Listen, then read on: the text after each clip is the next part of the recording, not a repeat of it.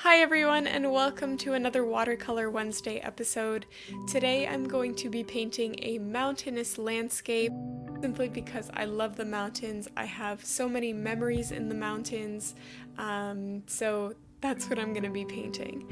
And I know that on Watercolor Wednesdays I usually do tutorials where I kind of give you an oral step-by-step process to replicating the painting that I am creating in that particular video.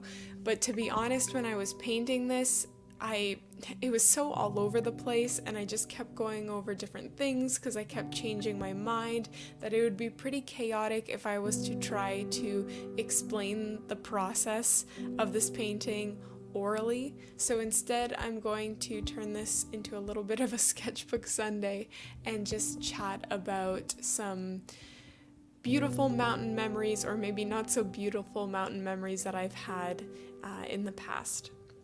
So like I said in previous paintings, I love the mountains and I have a lot of wonderful memories in the mountains.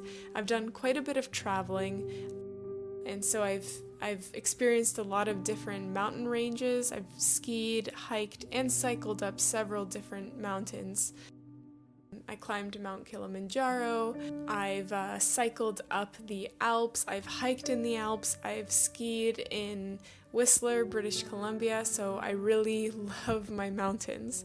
And I have quite a few beautiful memories in mountains, but perhaps one of the least wonderful memories I have was in the Austrian Alps.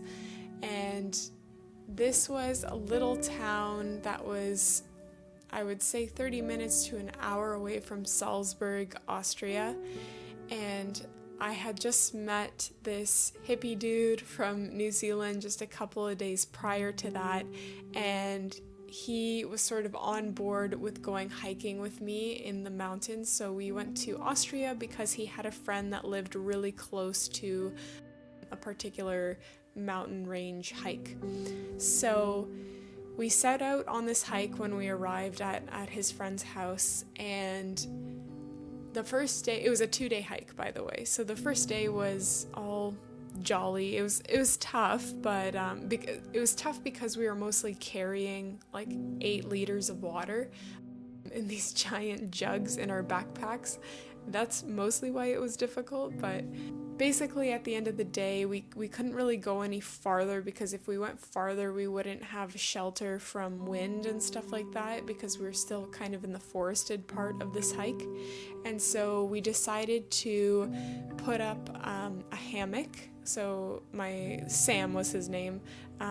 We ended up becoming really good friends, but he had a hammock, so he convinced me to sleep in this one-person hammock with him because we didn't really have any other options. There was like a little refuge hut about 10 minutes up the mountain, but you had to pay like 15 euros or something like that to sleep on the floor in this hut, and we just thought that was the biggest waste of money. So we just decided to rough it in this hammock.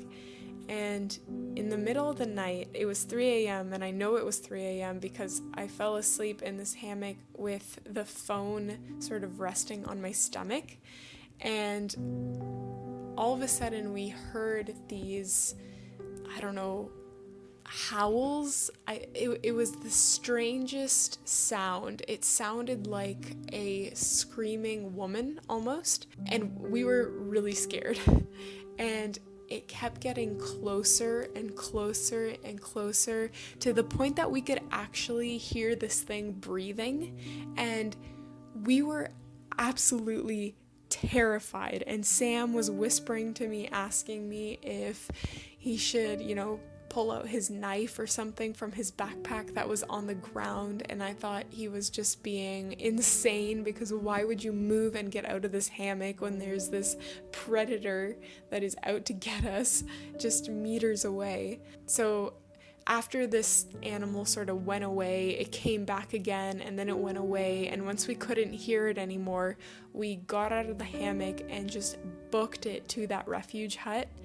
And It was the first time that I had a panic attack. I was hyperventilating, like I couldn't go very fast because I was just panicking so much. And when we finally got to this hut, the only thing that was open was the outdoor bathroom. So we just locked ourselves in this bathroom for the rest of the night, and that is the story of my Austrian escapade.